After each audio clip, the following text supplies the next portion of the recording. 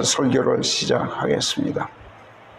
끝까지 부르짖고 기다리자. 다윗이 69편 1절 2절에서 구원을 요청하면서 하나님께 절규합니다. 오 하나님, 저를 구원하소서. 물들이 제 혼에까지 밀려 들어왔나이다. 발 디딜 데 없는 깊은 수렁 속에 제가 가라앉아 있나니 큰 물들이 제 위로 밀려들어 제가 깊은 물들 속에 잠겨 있나이다. 다윗의 이 부르짖음으로 시작하는 이 시편 69편, 이 시를 읽다 보면 문득 요나 생각이 납니다. 니느웨 사람들의 사악함이 하나님 앞에 상달되자 하나님의 음성이 요나에게 임했습니다. 그리고 명령하셨죠. 일어나 저 큰 성읍 니느웨로 가서 꾸짖어 외쳐라. 요나가 이 명령에 불복종하고 타르시스로 도망가려고 요파라는 항구로 가서 배를 탑니다.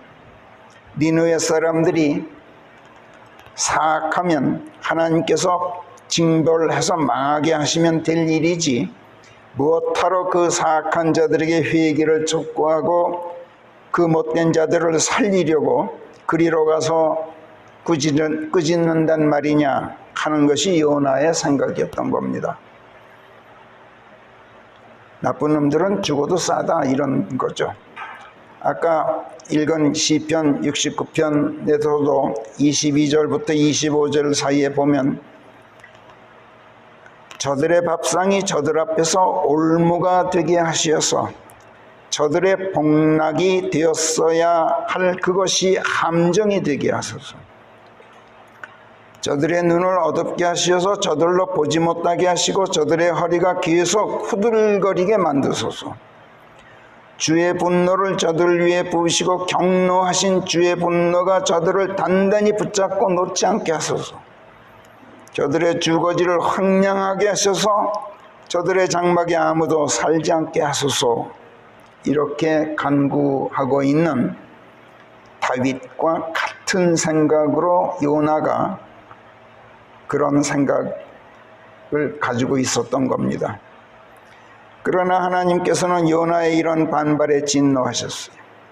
그래서 태풍을 일으켜서 바다에 몰아닥치게 하시니 요나가 탄 배가 난파되었죠. 뱃사람들이 겁을 먹고 각자 자기 신에게 부르짖으면서 자기들이 타고 있는 배를 가볍게 하려고 배 안에 있는 화물들을 바다에 내던집니다. 그런데 요나는 배 밑창에 내려가 굴굴 차고 있었어요. 선장이 급히 요나에게 와서 이 잠꾸러기야 무엇하고 있느냐? 어서 일어나 너도 네 하나님을 불러 바람을 잠재워 달라고 부탁해라. 이렇게 깨웁니다. 그리고 이 재난이 누구 때문에 닥쳤는지 알아내려고 제비를 뽑습니다. 그 제비가 다름 아닌 요나를 가리켰어요. 그들이 요나를 추궁합니다. 어디서 무엇하는 놈이냐? 어느 나라 사람이며 어느 백성에 속하느냐? 요나가 대답합니다. 나는 바다와 땅을 만드신 하나님을 두려워하는 히브리 사람이다.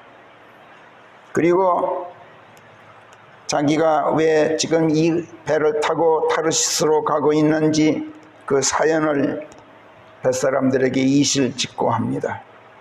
그러자 사람들이 말합니다. 바다가 노하여 지금 사납게 요동치고 있으니 우리가 너를 어떻게 하여야 바다가 잔잔해지겠느냐? 요나가 대답합니다. 나 때문에 이 무서운 태풍이 너희에게 들이닥친 것이다. 그러니 나를 번쩍 들어 바다에 던져라. 그러면 바다가 잔잔해질 것이다. 사람들이 차마 그럴 수가 없어서 노만 열심히 저었어요. 그러나 바다가 하도 노하여서 사납게 몰아치는지라 도저히 육지에 닿을 가망이 없었어요. 그들이 하나님께 부르짖습니다. 저희가 간청합니다. 오 하나님, 이 사람의 생명 때문에, 요나의 생명 때문에 저희가 멸망치 않게 하소서. 무지한 피를 저희 위에 놓지 마소서. 그리고 하는 수 없이 요나를 바다에 던지죠. 그러자 바다가 노도를 그치고 잔잔해집니다. 이때 사람들이 하나님을 심히 두려워해서 희생제를 지냈다고 쓰고 있어요. 한편 하나님께서는 큰 물고기를 미리 준비해 두시고 물에 빠진 요나를 삼키게 하셨어요. 깊은 물들 속에 빠져 죽은 요나를 그 죽음과 썩음에서 곧바로 건져내신 것이 아니라 일단 지옥에 보내신 거예요. 물고기한테 삼켜졌다 하는 말은 지옥에 보내신 것을 빗대어서 하는 말입니다. 그래서 요나가 사흘낮 사흘밤을 그 물고기 뱃속에 있었어요. 이것은 장차 예수께서 십자가에 달려 대속의 죽음을 죽으신 뒤에 죽은 자들로부터 곧바로 일으켜 주시는 것이 아니라 사흘낮 사흘밤을 지옥에 내려가 계시도록 할 것을 하나의 모형으로 보여주고 있는 그런 그림이었어요. 여기까지가 요나서 1장의 스토리예요. 모든 환난, 고통, 재난, 재앙들은 하나님께서 보내십니다.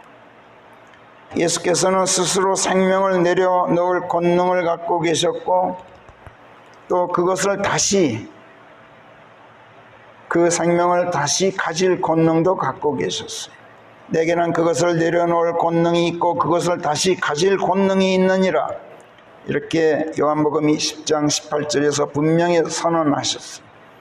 그러나 그럼에도 불구하고 십자가에 달려 영을 내어 놓으시기 직전에 엘리 엘리 라마 사박다니, 나의 하나님 나의 하나님 어찌하여 당신께서는 나를 버리셨나이까 하고 성부 하나님께 말씀하셨다고 마태복음 27장 46절이 쓰고 있어요. 하나님께서는 심지어 당신의 아들 예수님까지도 십자가형에 처하셨어요. 하나님께서는 사람들에게 환난을 보내시고 고통과 역경에 처하도록 하시는 것은 응징의 목적이 아니라 환난 고통 속에서 하나님을 찾도록 하시려는 것이 목적이에요. 재난과 재앙이 닥치면 그것을 극복하려고 인간이 할 수 있는 모든 조치들을 다 취하면서 재난에 맞서 싸우는데, 그래도 안 되면 결국 사람들은 두 손 들고 그들의 신을 찾아 부르짖게 되죠. 그래도 안 되면 결국 사람들은 항복하고 하나님께 구원을 청하게 된다는 것이 하나님의 생각이에요.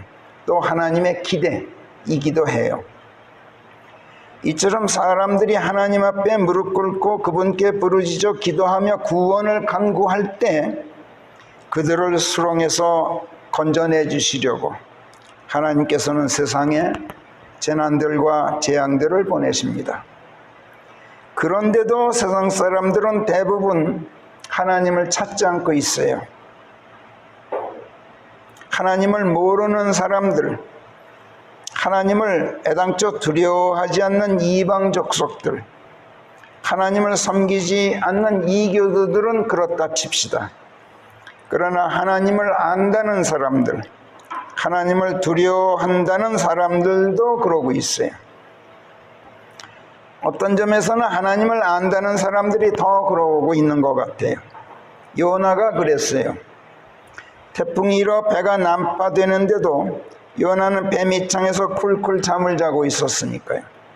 하나님을 모르는 이교도들조차도 겁을 먹고 조금이라도 배를 가볍게 하려고 배 안에 있는 화물들을 바다에 던지는 등 사람이 할 수 있는 모든 조치를 다 취하면서 재난에 맞서 싸웠죠. 그래도 안 되자 또 각기 그들의 신에게 부르짖었어요. 그런데 요나는 하나님을 찾지도 않고 부르짖어 기도하지도 않고 잠을 잤어요. 하나님을 안다는 사람, 하나님을 두려워하는 히브리인이다 이렇게 큰 소리치는 요나예요. 그런데 그랬단 말이에요. 선장이 내려 흔들어 깨우면서 너도 내 하나님을 불러 바람을 잠재우라 달라고 간구해달라고 이렇게 종용했어요. 그때서야 요나가 잠에서 깼어요. 그러나 그러고도 요나는 하나님을 불러 부르짖지 않았어요. 재난에 맞서 사람이 할 수 있는 모든 조치를 취하지도 않았어요. 하나님을 찾지도 않았어요. 소위 진인사 대천명이라고 했는데 진인사도 하지 않고 대천명도 하지 않았어요. 요나는. 다른 사람들은 진인사 대천명은 했어요. 그렇지만 소용이 없었죠. 그들의 신은 하나님이 아니었기 때문에 아무리 진인사 대천명해도 그거는 헛방이었어요. 진인사까지는 잘 했지만 우상신을 향해서 대천명했으니까 헛수고일 수밖에 없는 거죠. 사람들이 이러할 때 하나님께서는 그런 자들을 죽여버리셔요. 그리고 지옥에 보내셔요. 요나를 그렇게 하셨어요. 그 재난이 누구 때문에 닥쳤는지 알아내려고 사람들이 제비를 뽑자 그 제비가 요나를 지목했어요. 하나님께서 요나를 지목하신 것이죠. 죽이시려고. 그제야 요나는 자기 때문에 하나님께서 그 재난을 보내셨다는 걸 깨닫게 돼요. 요나가 하나님께 쫓겨 막다른 골목에 다다른 거예요. 꼼짝없게 되었어요. 사람들이 요나를 추궁해요. 어디서 무엇하는 놈이냐? 어느 나라 놈이냐? 어느 나라 백성이냐? 요나가 뭐라고 대답했겠어요? 뭐라고 대답했어요? 나는 하나님을 두려워하는 히브리 사람이다. 부끄럽지만 꼼짝없이 이실직고 할 수밖에 없었어요. 사람들이 처음에는 주저했어요. 그러나 결국 요나를 바다에 던졌어요. 하나님께서 요나를 죽이신 거예요. 그리고 큰 물고기가 그를 삼켜버리게 하셨어요. 그를 지옥에 보내신 거죠. 그때서야 요나가 물고기 뱃속에서 지옥에서 하나님께 부르짖었어요. 하나님께서 이것을 기다리셨던 거예요. 이것이 하나님께서 세상에 재앙을 보내시고 환난에 처하도록 하시는 이유이고 목적인 거예요. 응징이 목적이 아니란 말이에요. 하나님께서는 부르짖어 기도하는 자들의 음성을 듣고 싶어 하셔요. 요나서 2장으로 가보겠어요. 한 구절 실제가 읽으면서 살펴보겠어요. 요나서 2장 2절에서 요나가 제가 고통스럽게 되어서야 제가 죽게 부르짖었나이다. 그랬더니 주께서가 아니라 여기서 그분께서 이렇게 말합니다. 하나님께 지금 기도하고 있는데 그분께서 히라고 말해요. 당신께서가 아니라 그분께서. 자기도 모르는 사이에 하나님의 아들 예수 그리스도를 지칭하고 있는 거예요. 그랬더니 그분께서 저를 들으셨나이다. 제가 지옥의 뱃속에서 밖을 향해 부르짖었더니 주께서 제 음성을 들으셨던 것이옵니다. 여기서는 또 당신께서 제 음성을 들으셨습니다. 이렇게 또 바꿔 말해요. 그러니까 예수 그리스도가 바로 주 당신이십니다.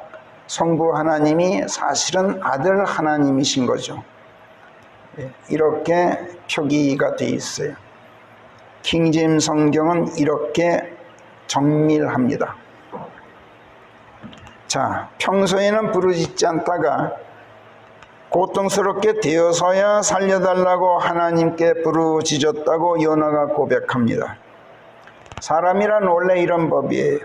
누구나 다 죽음의 번뇌를 피할 수 없다는 것을 모르지는 않아요.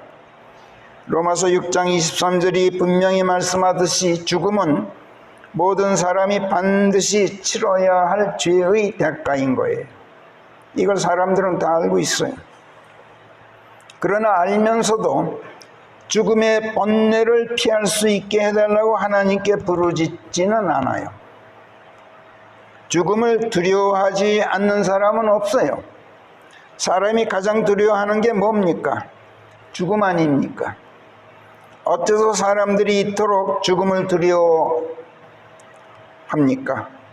지옥에 떨어질까 봐 그럽니까? 아닙니다. 죽음은 그만이다, 죽음은 끝장이다 하는 생각 때문에 그래요. 아주 잘못된 생각 때문에 죽음을 두려워해요. 죽으면 인생이 끝나, 아무것도 아닌 게 돼버려. 이게 두려운 거예요. 내일이면 죽으리니 먹고 마시자 하면서 살아가고 있는 거예요. 부활이 있고 영원한 생명이 있다는 것을 알지 못하고 알려고도 하지 않고 믿지도 않고 관심도 없어요. 그리스도를 통한 영원한 생명이 하나님의 선물로 준비되어 있다고 역설하는 성경 말씀에 코웃음을 쳐요. 또 이것을 전파하고 증거하면서 예수 그리스도를 구원자로 영접하라고 구원을 권유하는 복음 전도자들을 향해서 비웃고 멸시하죠. 그러면서 죽음은 그만이라고 가르치는 악한 자들의 말에는 잘도 속아 넘어가요. 이게 세상 사람들이에요, 대부분. 아무리 속지 말라, 악한 사귐은 선한 마음가짐을 변질시키느니라 하고 성경이 경고해도 소용이 없어요. 아무리 의에 대하여 깨어있고 죄짓지 말라 하고 권고해도 영 들으려고 하지를 않아요. 하나님과 그분의 말씀에 대한 예지도 없으면서 한 번 죽으면 그만이지, 죽은 자가 어찌 다시 살아날 수 있으며 영원한 생명이 어디 있단 말이냐, 이렇게 아는 체들을 해요, 세상 사람들은. 그러면서 죽음을 두려워해요. 그리고 죽지 않으려고 별짓을 다 하죠. 그러면서 어리석게도 더 많은 죄를 짓습니다. 이런 인생들을 보고 하나님께서 말씀하셔요. 고린도전서 15장 36절에서 너 어리석은 자야, 네가 심는 것이 죽지 않으면 그것은 살아나지 못하느니라. 너는 죽어야 된다. 그래야 다시 살아난다. 그러나 이런 말씀에는 귀를 틀어막아요. 이런 인생들을 하나님께서 어떻게 하셔야 하겠다고 여러분들은 생각하십니까? 여러분이 만약 하나님이라면 인간들의 이러함을 어떻게 바로잡아 줄 생각이십니까?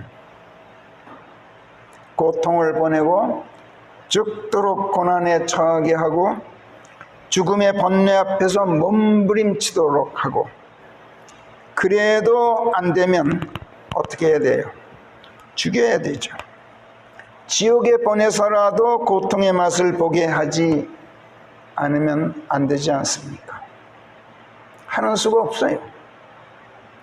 모든 고난 역경, 모든 고통, 번뇌, 모든 슬픔은 그래서 다 하나님께서 보내시는 거예요. 운이 나빠 고난에 처하고 재수가 없어서 사고당하고 죽는 게 아니란 말이에요. 못된 마귀란 놈이 사람을 괴롭히고 죽이는 것도 아니에요. 마귀가 못된 짓을 할지라도 그건 하나님께서 시켜서 그러는 것이지 마귀 스스로 그러는 게 아니에요. 마귀는 하나님께서 인간을 시험하시는 데 쓰임받는 하나님의 도구예요. 이것을 요나가 깊은 물들 속에 잠기고 큰 물고기 뱃속에 들어가 죽음과 지옥의 고통을 겪게 되어서야 깨닫고 하나님께 말씀드려요. 요나서 2장 3절에서 사실은 주께서 저를 바다 한가운데 그 깊음 속으로 던지셔서, 그러니까 운이 나빠서 제가 바다에 빠진 게 아닙니다. 운이 나빠서 제가 제비에 뽑혀서 선원들이 저를 바다에 던진 게 아닙니다. 주께서 저를 바다 한가운데 던지셨습니다. 큰 물들이 저를 에워쌌고 온통 주의 큰 물결들과 주의 파도들이 제 위로 넘실거렸나이다.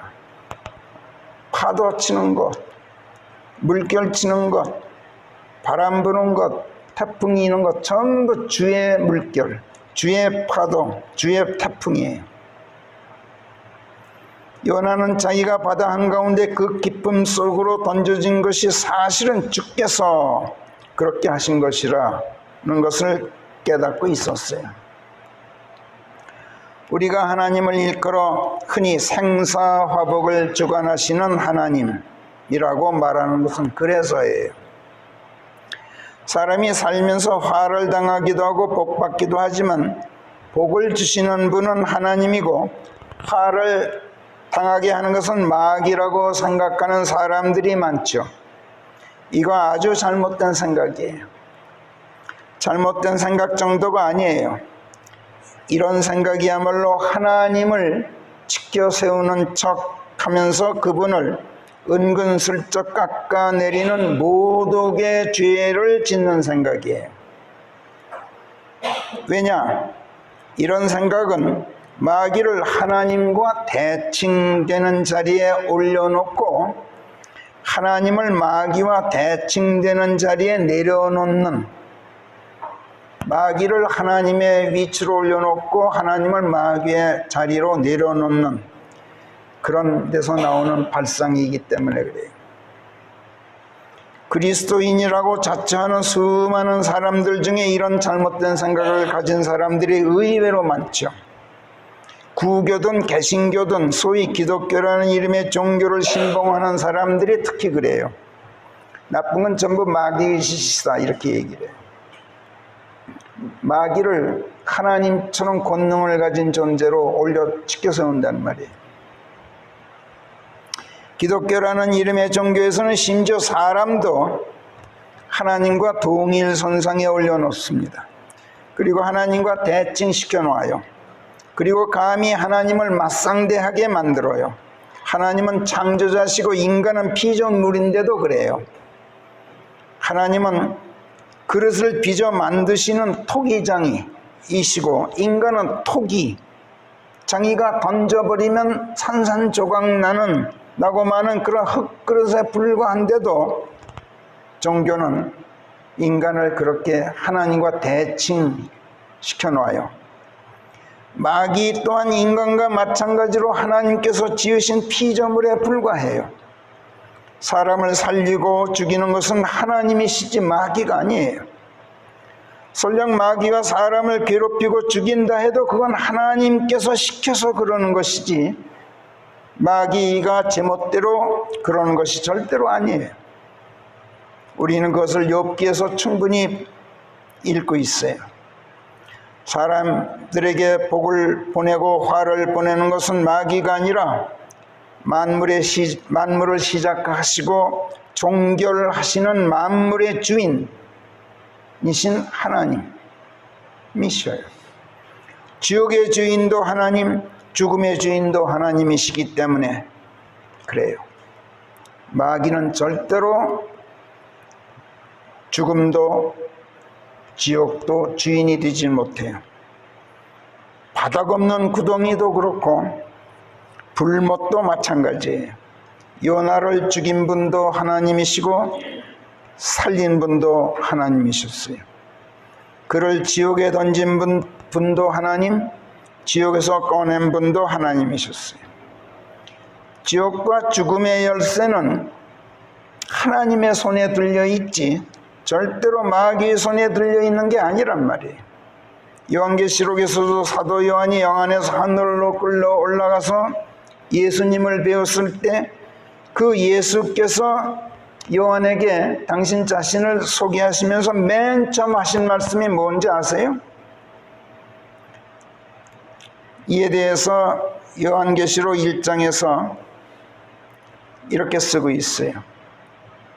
1장 10절부터 18절까지 제가 좀 알기 쉽게 풀어서 읽어보겠어요. 어느 주일날 내가 성경을 읽느라고 영안에 있었다. 그때 나팔소리 같은 큰 음성이 내 뒤에서 들려왔다. 그 음성이 말씀하셨다. 나는 알파요 오메가다.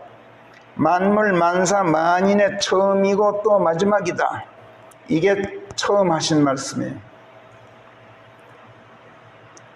요한이 말합니다. 내가 그 음성을 보려고 몸을 돌렸다. 그러자 7 황금 등잔대들이 내 눈에 들어왔다. 그리고 그 등잔대들 한가운데 사람이 되어 오셨던 아들 같으신 분이 발끝까지 드리워진 긴 옷을 입고 가슴에는 황금띠를 두르신 가운데 서 계셨다. 양털처럼 흰 머리와 머리카락이 눈과 같이 희었고 두 눈은 불꽃과 같았다. 그리고 음성은 많은 물들의 소리와 같았다.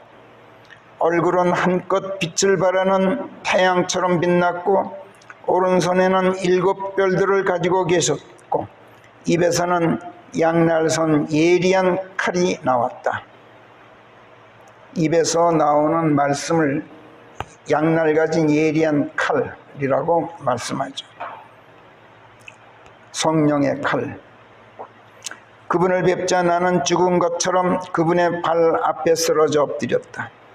그러자 그분께서 내 위에 오른손을 얹고 말씀하셨다. 두려워 말라. 나는 처음이자 마지막이니라.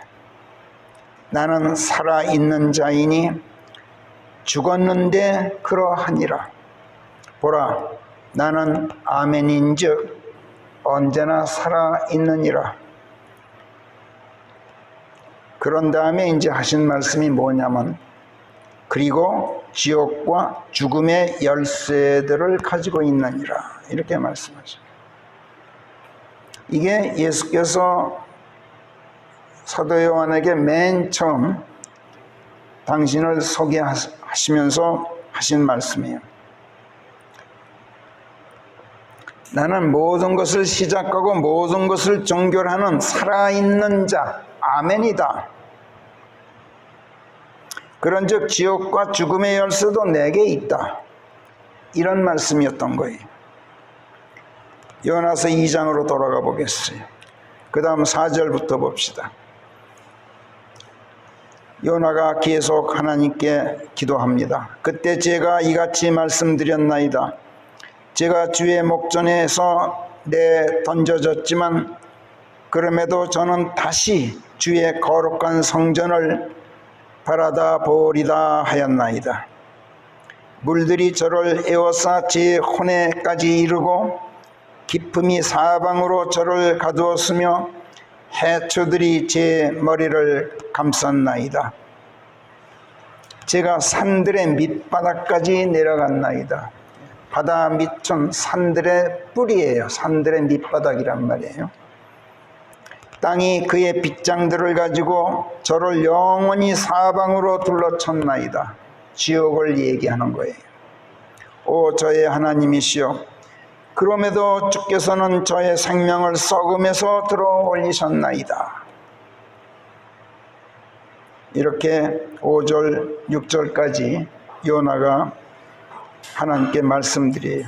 자, 어떻게 해서 하나님께서 요나의 생명을 썩음에서 들어올리시게 되었죠? 7절에 보면 제 혼이 제 안에서 기진하였을 때 제가 주를 기억하였나이다. 이렇게 말씀드리고 있어요. 그랬더니 제 기도가 주의 거룩한 성전 안으로 들어가 주께 이르렀나이다. 바로 기도했기 때문에 하나님께서 요나의 생명을 썩음에서 들어 올리셨음을 밝히고 있어요. 요나는 바다에 던져져 깊은 물들 속에서 질식하여 죽었어요. 산들의 밑바닥, 즉 지하 세계로까지 내려가서 땅이 빗장들을 꼭꼭 걸어잠근 지옥 속에서 그의 혼이 기진하였을 때 하나님을 기억하고 기도했어요. 이러라고 하나님께서 인간 세상에 재앙을 보내셔요. 코로나도 예외가 아니에요. 산불도 예외가 아니에요. 그러나 세상 사람들이 이걸 몰라요. 그리스도인이라고 자처하는 사람들도 대부분 이걸 몰라요. 이런 사람들에게 성령께서 이사야서 42장 24절에서 이사야 선지자를 통해서 이렇게 물으셔요. 누가 야곱을 약탈품으로 내주었고 누가 이스라엘을 도둑들에게 내주었느냐? 죄 가운데 있는 옛사람인 채로 그리스도인으로 거듭나지 못한 야곱 뿐만 아니라 새 사람으로 거듭난 이스라엘도 하나님께서 도둑들에게 약탈품으로 내주셨다는 거예요.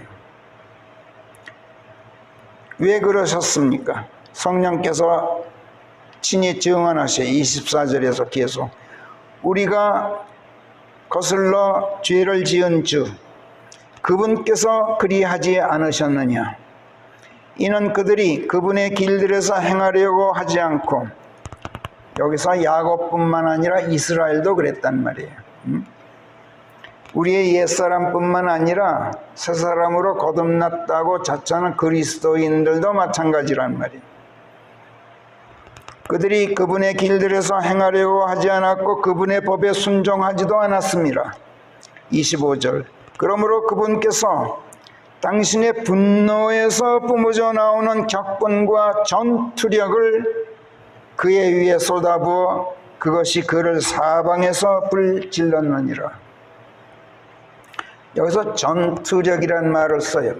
Power of battle, 싸우는 힘. 요즘 코로나 바이러스를 보면 그 바이러스 아무것도 아닌 미물인데 그 전투력이 막강해요.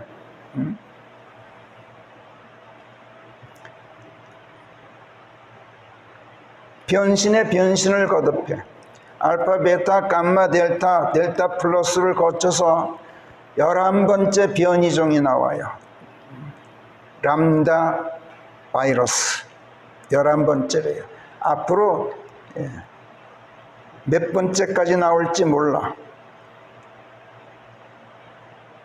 그런데도 그가 알지 못하였고 그것이 그를 불태우고 있는데도 그가 그것을 통감하지 못하였느니라.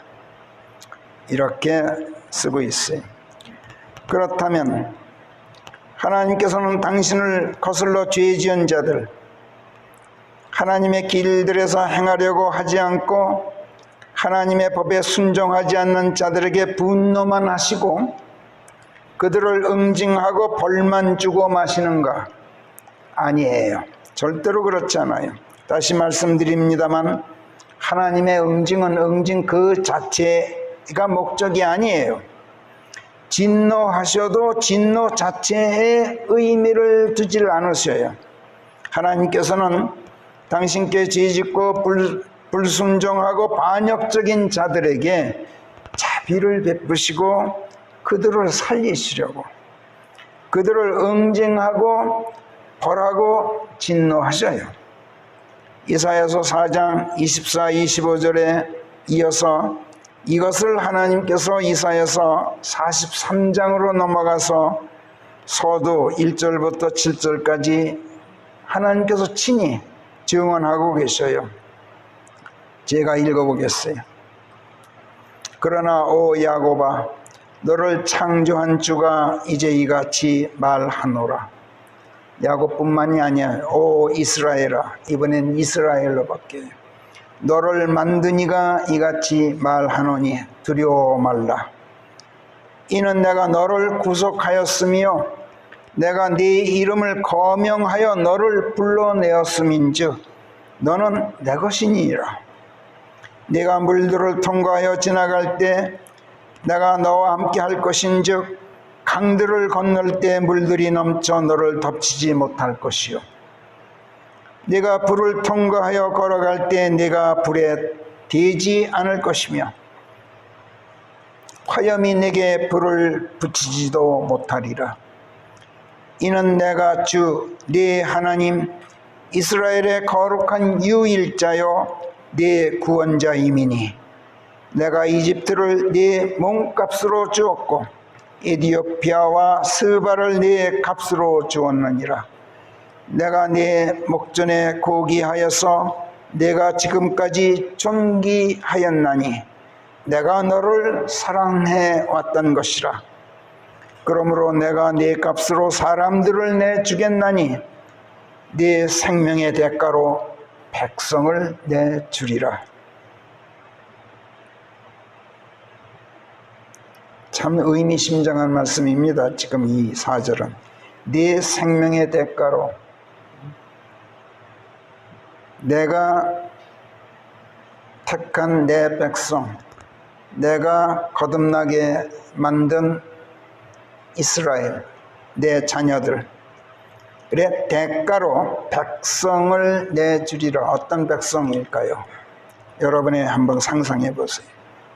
5절 내가 너와 함께 하나니 두려워 말라. 내가 동쪽에서 네 씨를 데려올 것이요 서쪽에서 네게로 모아드릴 것이며 내가 북쪽에 말하기를 내놓으라 할 것이요 남쪽에 말하기를 잡아두지 말라. 내 아들들을 먼 곳에서 데려오고 내 딸들을 땅 끝에서 데려오라 하리니 곧 내 이름으로 불리는 모든 자들 하나하나를 다 데리고 오라. 이는 내가 그들 하나하나를 내 영광을 위해 창조하였고 내가 그를 지었음인즉 실로 내가 그를 만들었음이라 하겠노라.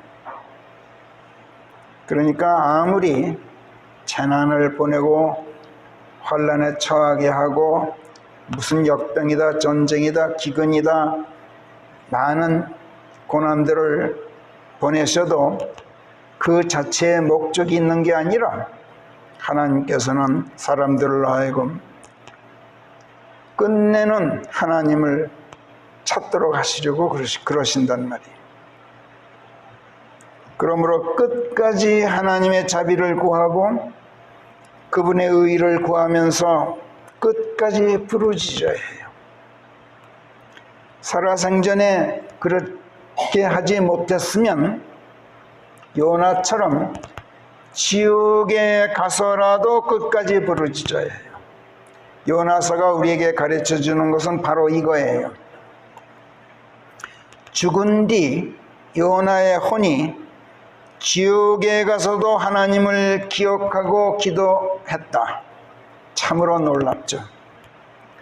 사람의 혼이 죽은 뒤에도 의식을 잃지 않는다는 거예요.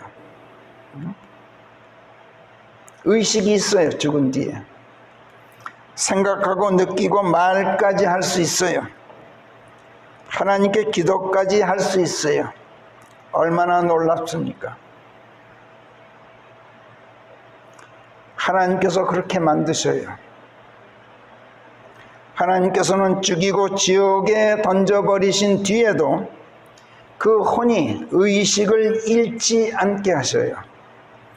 우리가 이것을 요나서에서 배우는 거예요. 그리고 하나님께서 왜 그러시는지도 요나서에서 우리가 배우게 돼요. 하나님께서는 심지어 지옥에 가서도 사람의 혼으로 하여금 하나님을 찾고 부르짖으면서 구원을 간구하도록 만드셔요. 마지막까지 당신의 자비와 구원의 의의를 저버리지 않으신단 말이에요. 그러나 사람이 하나님의 이 자비를 지옥에 가서조차 끝까지 거부하는 그런 완악한 자들이 또 없지 않아요. 요한계시록에 보면 마귀와 마귀의 자식들이 그렇게 되도록 하나님께서 만들어 놓으셨어요. 조금 있다가 아마 내주가 되겠습니다만은 이제 우리가 요한계시록에서 읽게 됩니다만, 하나님께서는 그래서 그런 지독하게 완악한 자들을 지옥에서 꺼내어서 유황이 불타는, 영원토록 불타는 불못에 던져 놓으시고 영원한 고통 속에 있게 하시는데, 그 불못에서조차도 고통을 느낀다는 것, 이게 뭘 말이에요? 거기서도 의식이 있단 말이야.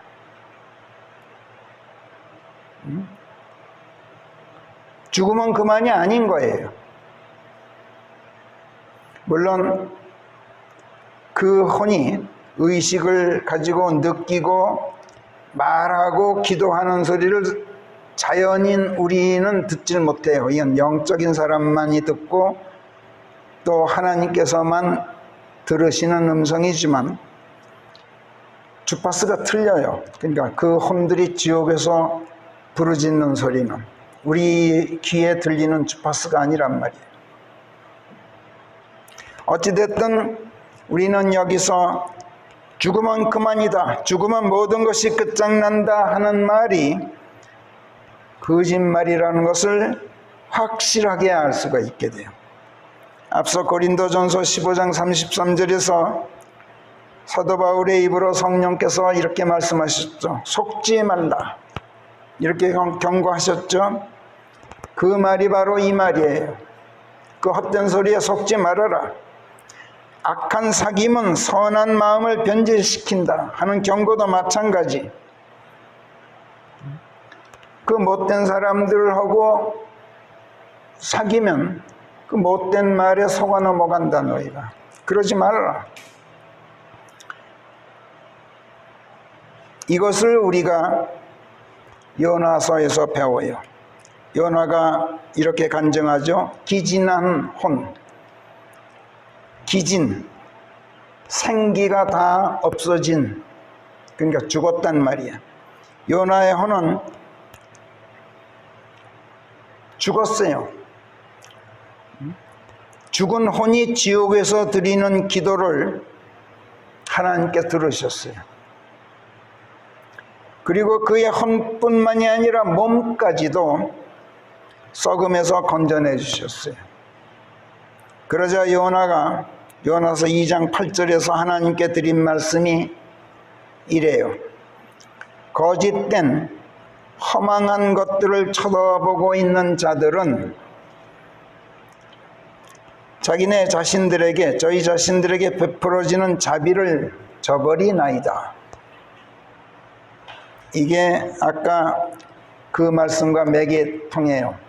속지 말라, 빌립보서 2장에서 속지 말라, 악한 사귐은 선한 마음가짐을 변질시킨다 하는 말과 맥이 통하는 말이에요. 거짓된 허망한 것들을 쳐다보고 있는 자들은 자비를 저버린다. 죽음은 그만이다 라고 말하는 거짓된 허망한 말을 하는 자들만 쳐다보고 그런 새빨간 거짓말을 하는 악한 자들과 사귀면 선한 사람도 선한 마음가짐이 변질되어서 지옥에 가서도 하나님의 구원의 의에 대하여 깨어있지 못해서 하나님께 죄를 짓는다. 그래서 고린도전서 15장 34절은 아까 읽은 것처럼 속지 말라. 악한 사귐은 선한 마음가짐을 변질시키느니라. 의에 대하여 깨어있고 죄짓지 말라. 지옥에 가서라도 하나님의 구원하시는 하나님의 의, 그거를 잊지 말아라. 그러라고 의식을 잃지 않게 하셔요. 죽으면 그만이도록 하시질 않는단 말이에요.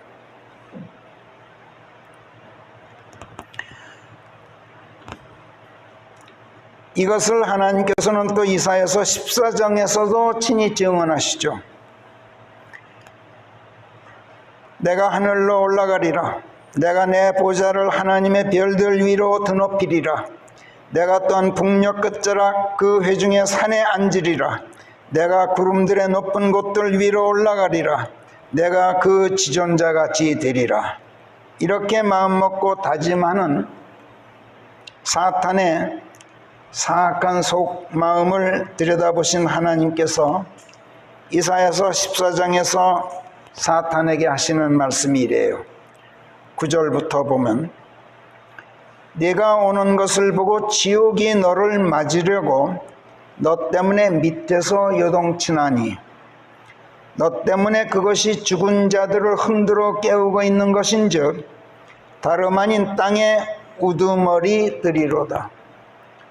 사탄이 지옥에 들어오는 걸 보고 먼저 가 있던 땅에 그 세력 있던 권세에 있던 군왕들의 혼들을 지옥이 깨어 일으킨단 말이야. 야야야, 지금 사탄이 오고 있어. 다들 일어나. 이렇게 죽은 혼들이 지옥에서 의식이 있단 말이야. 그들 모두가 네게 말을 걸어 이르기를, 보세요, 혼들이 말을 해요. 사탄에게 너도 우리처럼 허약해진 것이냐, 네가 우리와 같게 된 것이냐 하게 되리라. 하나님께서 지금 증언하고 계신 거예요. 사탄이 지옥에 던져지자 그보다 먼저 가 있던 땅의 우두머리들의 혼들을 지옥이 흔들어 깨우니까 그들이 일어나서 하는 말이, 너도 사탄, 너도 우리같이 허약해진 것이냐, 어쩌다가 내가 우리와 같게 되었느냐, 이렇게 물어요. 죽음은 그만인 줄 알았는데 그게 아니란 말이에요. 하나님께서 계속 증언하십니다. 12절로 가면 오 아침의 아들 루시퍼야, 네가 어찌 하늘에서 떨어졌는가. 민족들을 꼼짝 못하게 하던 네가 베어 넘어져 땅에 나 뒹굴다니 이 어찌된 일인가. 이자가 땅을 떨게 만들고 왕국들을 뒤흔들던 그 인간인가. 세상을 광야 같게 만들고 성읍들을 멸하였던 그 인간인가. 자기 포로들의 옥을 열어주지 않았던 그 인간이란 말인가 하게 되리라. 지옥에 먼저 가 있던 혼들이 사탄한테 이렇게 말할 것이다. 이렇게 24절에서 12절에서 17절까지 이렇게 말씀하신 다음에 24절에서 맹세코 다짐하시기를, 내가 생각했던 대로 이런 일이 반드시 일어날 것이요 내가 계획했던 그대로 그 일이 변동 없이 견지되리라. 이렇게 다짐하셔요. 그리고 27절에 가서는 하나님의 이 다짐이 반드시 실행될 것을 성령께서 또 선지자의 입으로 재확인하셔요. 실로 만군의 주께서 계획하셨나니 누가 그것을 무효화시키랴. 그분의 손이 뻗쳐져 있는데 누가 그것을 도로 집어넣으랴. 이렇게 재확인하셔요. 요한계시록 20장에도 보면 죽음은 그만이 아닌 것을 사도 요한이 증언하고 있어요. 사도 요한이 영안에서 하늘로 끌려 올라가 하늘에서 본 것을 기록해 놓은 것을 보면 심지어 사탄도 죽으면 그만이 아닌 걸 우리가 알아요. 하나님께서는 사탄을 바닥 없는 구덩이에 던져 넣으시고 단단히 봉인까지 해 넣으시고도 천년이 지난 다음에는 잠깐 동안이나마 반드시 풀려나게 하시죠. 이때 사탄은 밖으로 나와서 땅의 네 방면에 있는 민족들인 곡과 마곡을 미혹해요. 그리고 그들을 귀합해서 성도들의 진영에 맞서서 전쟁을 일으켜요. 용이라고 하는 자, 옛 뱀이고 마귀라고 일컬어지는 그런 사탄은 하나님께로부터 나오는 불이 결국 하늘에서 내려와서 그와 함께 그를 따르던 자들이 다 이왕이 불타는 불못으로 내던져집니다만 그 다음에도 그것으로 그만이 아니야. 불못에 가서도 그 불못 안에서 영원 무궁토록 밤낮으로 고통을 받게 되리라고 성경에 쓰고 있어요. 죽음은 그만이라면 고통도 몰라야 할 거 아니야. 근데 고통을 겪게 된다. 감각이 있어. 의식이 있단 말이야. 그렇다면 하나님께서는 왜 사람들로 하여금 죽음은 그만이게 하지 않으시고 죽어서도 의식을 잃지 않게 하시는 것일까? 이미 우리는 앞에서 배웠어요. 지금 요나서 2장을 살펴보도록 인도하시는 성령께서 이미 그 답을 우리에게 제시하셨어요. 하나님께서는 심지어 지옥에 가서라도 그 고통 속에서 하나님을 찾게 하시려고, 그리고 구원을 호소하며 끝까지 부르짖게 하시려고, 그리고 그 부르짖음에 응답하셔서 거기서 구원해 주시려고 그러셔요. 지금 여기서 구원이란 말은 신약적인 구원, 즉 그리스도의 피로 깨끗이 씻어 죄들을 용서하시고 그 혼을 죽음에서 구속해내시는 구원, 영원한 생명 안으로 들어가도록 하시는 그 구원만을 말하는 게 아니란 말이에요. 여기서 말하는 구원은 전쟁으로부터의 구원, 기근, 역병, 자연재해 같은 현세의 환난 고통으로부터의 구조, 더 나아가서 생물학적인 죽음으로부터의 구출까지도 포괄하는 포괄적인 그런 구원을 말해요. 지금 온 세상은 코로나 역병이라는 재난이 닥쳐서 전 세계 모든 사람들이 고통을 겪고 있어요. 요즘 들어와서는 with corona라는 말이 떠돌기 시작했어요. with corona, 사회적 거리두기다, 격리다, 마스크 쓰기다, 국경 셧다운이다, 도시 폐쇄다, 비대면 수업이다, 비대면 예배다, 영업시간 단축이다, 집단적 모임 금지다, 또는 백신이다, 뭐다. 그것도 1차로 안 되니까 2차 접종이다. 그래도 돌파 감염이라는 현상이 생기니까 이번에는 부스터샷이다 하고 난리의 법석이야. 코로나 바이러스, 아까 말씀드린 것처럼 벌써 변이의 변이를 거듭하면서 현재까지로는 11번째 변이종이 나타났어. 앞으로도 끝을 모르고 계속될 전망인데, 이래도 안 되고 저래도 안 되니까 하다 안 되니까 결국 코로나와 함께 가자 라는 생각이 슬그머니 사람들 마음속에 고개를 들게 된 거예요. 아무것도 아닌 그 더러운 미물에게 인간이 항복하고 백기를 들자는 말이에요. 말이 좋아서 with corona. 사실은 이거 너 걸리면 죽어라, 나도 걸리면 죽겠다, 우리 다 함께 죽자 하는 굴욕적인 자포자기예요. with corona. 여러분 이거에 절대로 속아 넘어가지 마세요. 코로나는 인플루엔자하고 틀려요.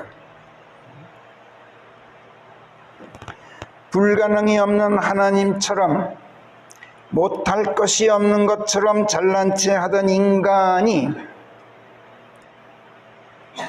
그런 인간을 아무것도 아닌 미물, 그 바이러스가 인간을 이 지경으로 만들어 놓았는데,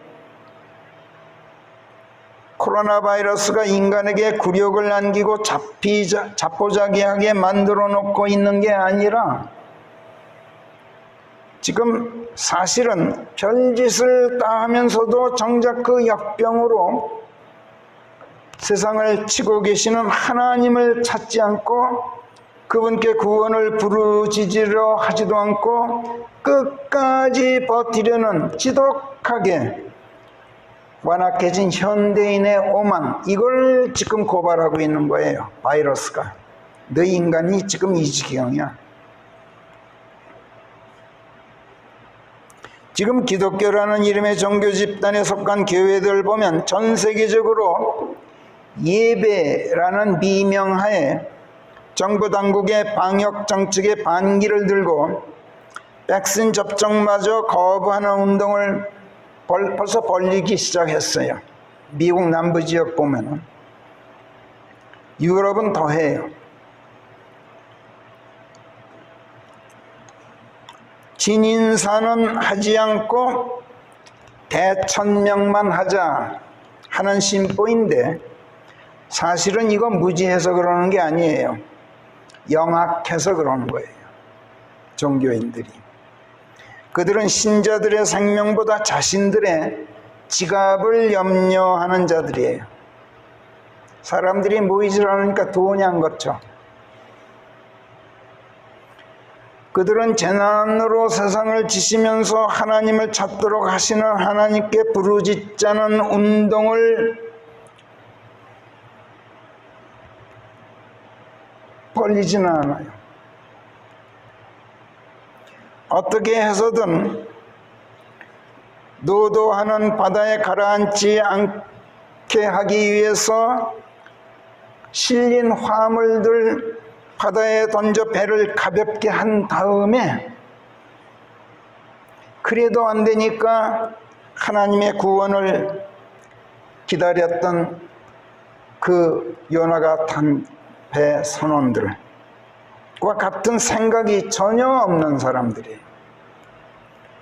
코로나와 함께 가자, 위드 코로나 운동이 바로 그래요. 방역이라는 이름으로 조금이라도 더 백성을 제약하고 쥐어짜려는 정치 권력과 백신 약으로 막대한 재화를 끌어 모아서 치부하려는 거대한 괴물 제약 회사들의 상업주의가 음모해서 만들어낸 것이 위드 코로나라는 발상이에요. 그들은 조금도 하나님을 두려워하지 않는 자들이에요. 그러면 그럴수록 우리는 어떻게 해야 됩니까? 세상을 향해서 하나님께 발길을 돌리자고 끝까지 부르짖어야 해요. 또 세상 사람들로 하여금 그렇게 해달라고 하나님께 끝까지 부르짖어야 해요. 포기해서 안 돼요. 우리는 오직 하나님의 선하신 응답만을 끝까지 우리는 기다려야 돼요. 그러라고 지금 하나님께서 이 무서운 역병으로 세상을 계속 치고 계신 거예요.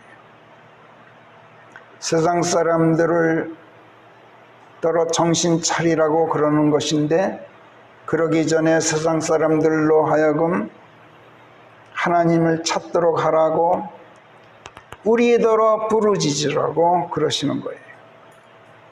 이걸 우리가 오늘 시편 69편에서 요나서 2장을 살펴보도록 하시는 성령께서 가르쳐 주시는 진리예요.